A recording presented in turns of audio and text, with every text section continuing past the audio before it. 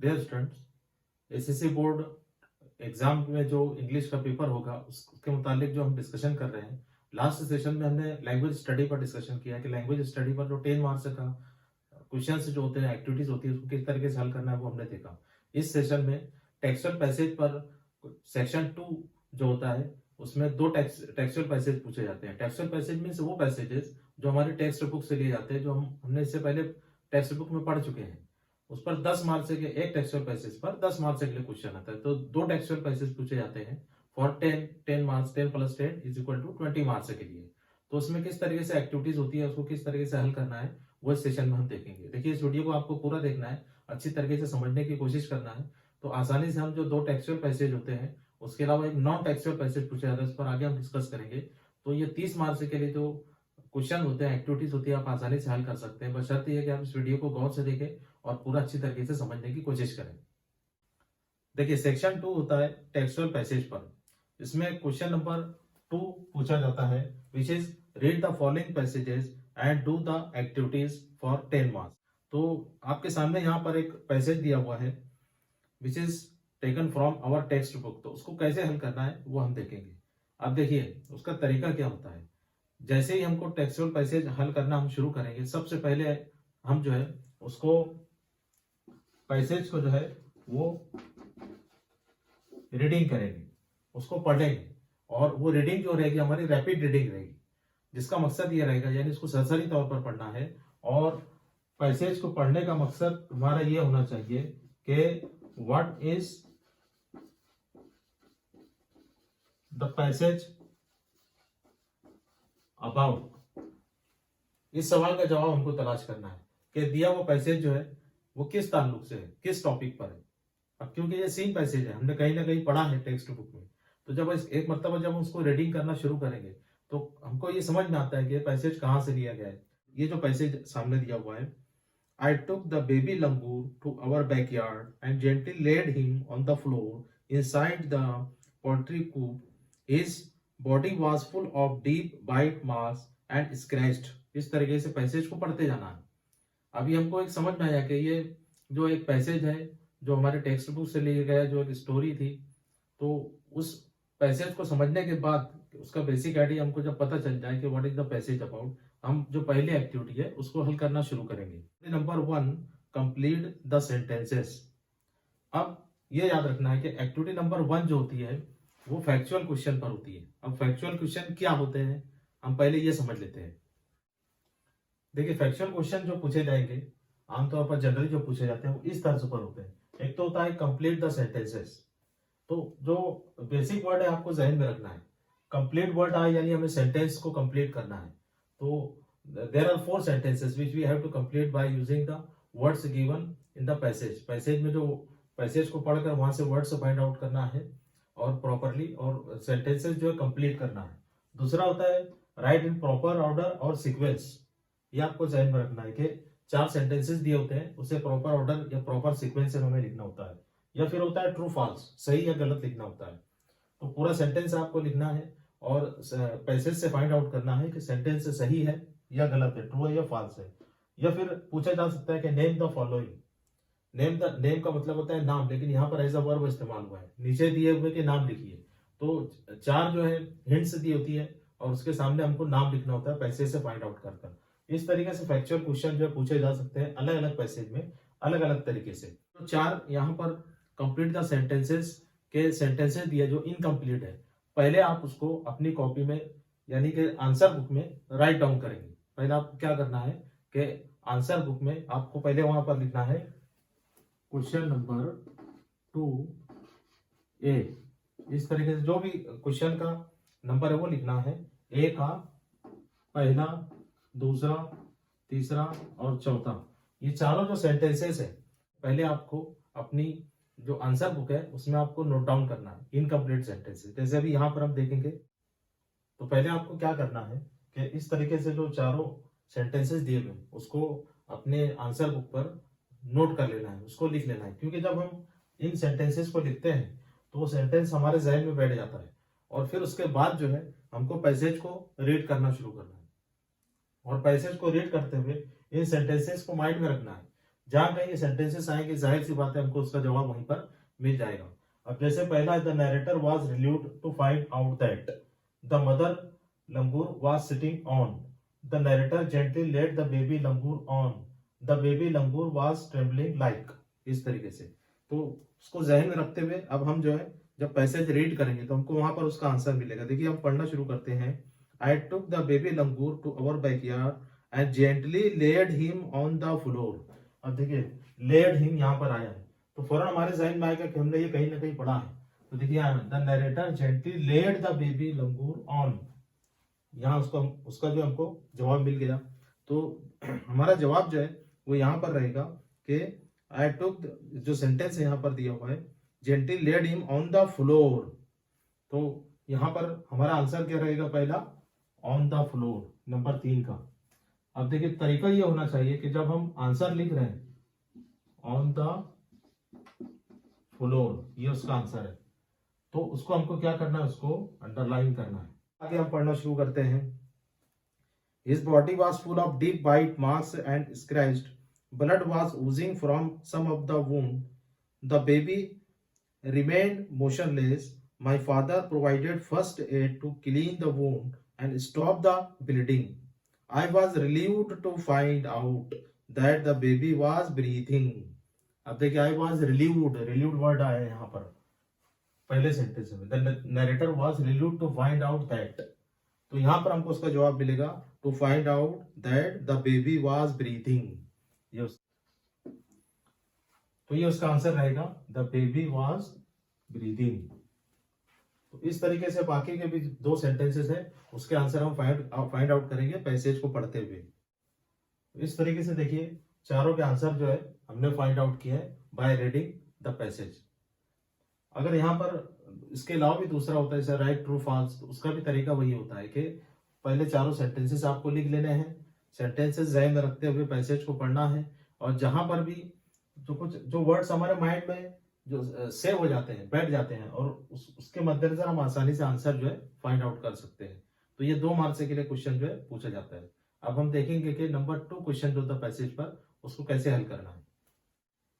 देखिए पैसेज पर जो सेकंड क्वेश्चन रहेगा उसमें भी अक्सर जो क्वेश्चन पूछा जाता है, राइट इन प्रॉपर ऑर्डर और सीक्वेंस, दिए हुए सेंटेंसेस को प्रॉपर ऑर्डर या सीक्वेंस में लिखना है, या फिर कंप्लीट द वेब टेबल और डायग्राम। दूसरा जो सवाल होता है थॉट प्रोवोकिंग क्वेश्चन होता है ना, यानी उसको हमें थोड़ा समझ कर लिखना होता है, ये फैक्चुअल नहीं होता है, बल्कि हमें सही जवाब ढूंढ कर जो है उसकी इंफॉर्मेशन जो है इंफॉर्मेटिव क्वेश्चन होता है, उसको लिखना होता है। तो कंप्लीट द वेब टेबल या डायग्राम, ये सवाल हो सकता है, या फिर कोई क्वेश्चन में पूछा जा सकता है, जैसे वाई से क्वेश्चन हो सकता है, तो उसका आंसर हमको पैसेज में से फाइंड आउट कर लिखना होता है। पूछा गया है arrange the sentences in order of their occurrence. आप जहन में जो है उसकी जो इंस्ट्रक्शन है वो अपने जहन में रखिए, ताकि आप जब क्वेश्चन पेपर में इस तरीके से कोई इंस्ट्रक्शन है तो फौरन समझ लेंगे आपको क्या करना है, उसको किस तरीके से हल करना है।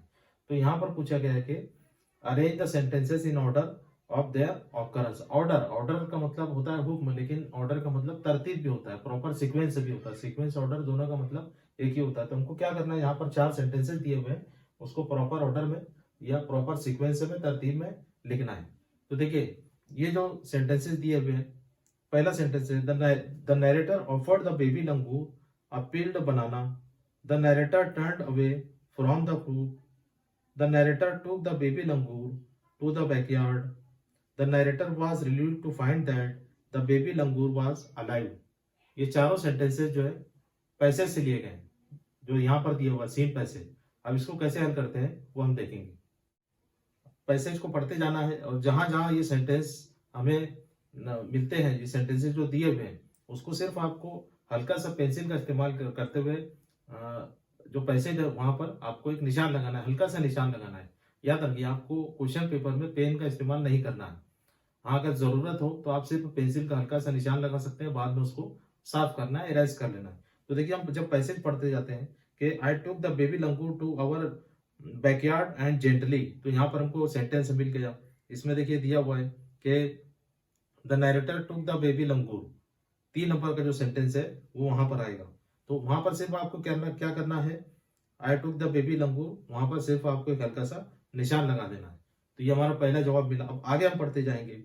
laid him on the floor inside the poultry coop. His body was full of deep bites, marks, and scratches. Blood was oozing from some of the wounds. The baby remained motionless. My father provided first aid to clean the wounds and stop the bleeding.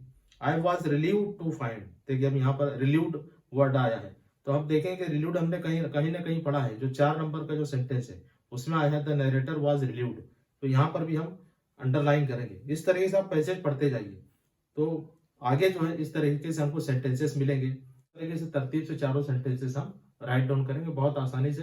With in 3 to 4 minute हम तमाम जो 4 sentences दिए हुए उनको proper order में लिख सकते हैं। तो देखिए आंसर फाइंड आउट कर कर इस तरीके से तरतीब से आपको चारों सेंटेंसेस लिखना है।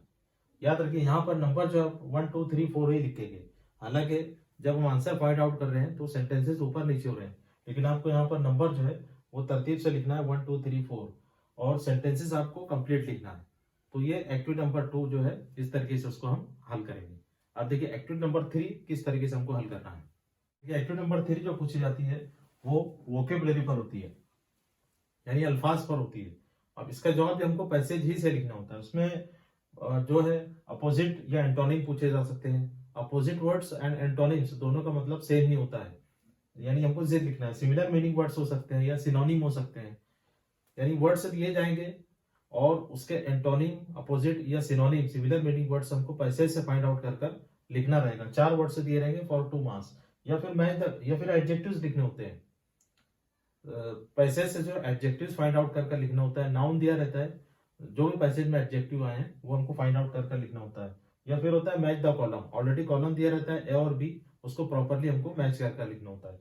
और ये याद रखना है कि इसके जो भी आंसर हम लिखेंगे, यानी जो वर्ड से लिखेंगे, चाहे एंटोनिम, सिनोनिम हो, एडजेक्टिव्स हो, वो आप कहाँ से लिखना है। All the words will be taken from text, जो पैसेज जो दिया रहेगा उसी में से आपको लिखना है। जैसे अगर कोई वर्ड दिया है फॉर एग्जांपल बिग, बिग का अपोजिट होता है स्मॉल, है ना, लेकिन हमको पता है कि स्मॉल होता है, लेकिन हमको वही लिखना है जो पैसेज में दिया हुआ है। उस पर इसमें एक्टिविटी नंबर 3 दी हुई है, find opposite from the passage, passage से अपोजिट फाइंड आउट कीजिए। देखिए पहले जो है हमें इस तरीके से जो वर्ड्स दिए हुए उसको अपने आंसर बुक पर नोट डाउन कर लेना है। एक्टिविटी नंबर 3 ये 4 वर्ड हमने नोट डाउन किए, फर्ली, आउटसाइड, हॉट एंड स्टडी। उसके बाद जो पैसेज को पढ़ना शुरू करना है। अब हो सकता है कि कुछ ऐसे वर्ड्स हों जैसे आउटसाइड, स्टडी, हॉट, ये तीनों इजी है। स्टडी का अपोजिट क्या हो सकता है हम अंदाजा लगा सकते हैं, आउटसाइड का क्या हो सकता है वो अंदाजा लगा सकते हैं, हॉट का क्या हो सकता है वो अंदाजा लगा सकते हैं। फर्मली हमारे लिए थोड़ा नया वर्ड हो सकता है, उसका अपोजिट फाइंड आउट करना मुश्किल हो। तो पहले हमको क्या करना है, जो आसान है वो पहले हम लिख लें। जैसे जब हम पैसेज को पढ़ेंगे तो देखिए जब पैसेज में आपको वर्ड मिलेगा, आउटसाइड का अपोजिट मिलेगा इनसाइड, इसी तरीके से हॉट का अपोजिट मिलेगा कोल्ड, ये पैसेज में दिया हुआ है जो मैं लिख रहा हूँ। उसके अलावा जो पहला वर्ड है फर्मली, फर्मली का मतलब होता है मजबूती से, तो उसका अपोजिट दिया हुआ है पैसेज में gently. Then last word is study, तो स्टडी का भी जो अपोजिट जो पैसेज में दिया हुआ है, और वो है बहुत आसान है, आप अगर पैसेज पढ़ेंगे तो उसमें आपको मिलेगा, वो दिया हुआ है अनस्टडी। तो यूएन जब भी लगता है वर्ड अपोजिट हो जाता है।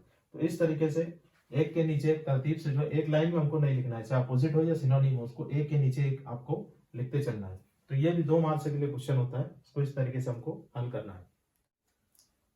अब देखिए सीन पैसेज और अनसीन पैसेज दोनों में जो चौथे नंबर की एक्टिविटी थी, एक्टिविटी नंबर 4, वो ग्रामर पर होती है। हमने जितना भी ग्रामर पढ़ा है, tail tag, question tag, change the voice, affirmative, negative, इस तरीके से किसी भी तरीके की कोई भी जो एग्जांपल यहाँ पर पूछी जा सकती है। अच्छा ये सवाल जो होता है ये 2 मार्क्स के लिए होता है। जिस तरीके से 1 2 3 2 मार्क्स के लिए, एक्टिविटी नंबर 4 का जो सवाल होता है वो भी 2 मार्क्स के लिए होता है। इसमें ग्रामर की 2 एग्जांपल पूछी जाती है 1-1 मार्क्स के लिए। अब याद रखिए कि एक्टिविटी नंबर 1 2 और 3 का आंसर हमने पैसेज से लिखा है, लेकिन एक्टिविटी नंबर 4 यानी ग्रामर का आंसर हमको पैसेज में नहीं रहेगा, उसे हमें या तो हल करना रहेगा या फिर, यानी 3 ऑप्शन दिए रहेंगे और उन 3 में से कोई एक सही रहेगा, जो सही रहेगा वो हमको वहां पर लिखना होगा। यहाँ पर दिया हुआ है कि do as directed, do as directed का मतलब होता है हिदायत के मुताबिक अमल कीजिए। तो पहले यहाँ पर दिया हुआ he was in state of shock, एक सेंटेंस दिया हुआ है एंड यहाँ पर हिदायत दी हुई है, add a question tag, choose from the alternatives. Question tag इसमें ऐड करना है और नीचे 3 ऑप्शन दिए हुए हैं, wasn't he, was he and didn't he. तो क्वेश्चन टैग किस तरीके से हल करते हैं हमने इसको मैं डिस्क्रिप्शन में दे रहा हूँ, आप इसको देखकर और अच्छे से समझ सकते हैं। तो देखिए इसको किस तरीके से हम हल करें। अब देखिए पहले तो आपको सेंटेंस जैसा है उसको वैसे ही लिखना है, उसके बाद फुल स्टॉप दे रहा है वहां हमको कॉमा लगाना है और कॉमा लगाने के बाद उसमें टेल टैग ऐड करना है। तो उसके जो रूल्स है वो क्या है हम ज्यादा तफसील में अभी नहीं समझ सकते, तो इसमें आपको सिर्फ इन शॉर्ट बताते चलूं कि कॉमे के बाद जो हमको जुमले में जो भी सेंटेंस में हेल्पिंग वर्ब है वो हम लगाएंगे यहाँ पर। अगर नॉट दिया हुआ है तो उसको हटा देंगे, नहीं है तो हेल्पिंग वर्ब के साथ नॉट लगा देंगे, तो ये हो जाएगा वाजंट। और जो भी सब्जेक्ट है अगर यहाँ पर नाम दिया तो उसका प्रोनाउन लिखेंगे, या अगर प्रोनाउन दिया ऑलरेडी तो उसको वैसे ही लिखकर आखिर में क्वेश्चन मार्क लगाएंगे। तो हम देख रहे हैं कि यहाँ पर वाजंट ही जो ए है वो सही आंसर है ना। हम सही आंसर तभी सिलेक्ट कर सकते हैं जब उसके हमें बेसिक रूल से पता हो। दूसरा यहाँ पर दिया है वाज ही, उसमें नॉट नहीं है इसलिए हम वो नहीं चुनेंगे। Didn't he, did helping verb इस्तेमाल है वो भी गलत है क्योंकि यहाँ पर ऑलरेडी वाज दिया हुआ है, तो ये हमारा आंसर रहेगा। अब सेकंड दिया हुआ है, देखिए सेंटेंस दिया हुआ है, I took the baby langur to our backyard, और इसको हमें चेंज करना है पास्ट परफेक्ट टेंस में।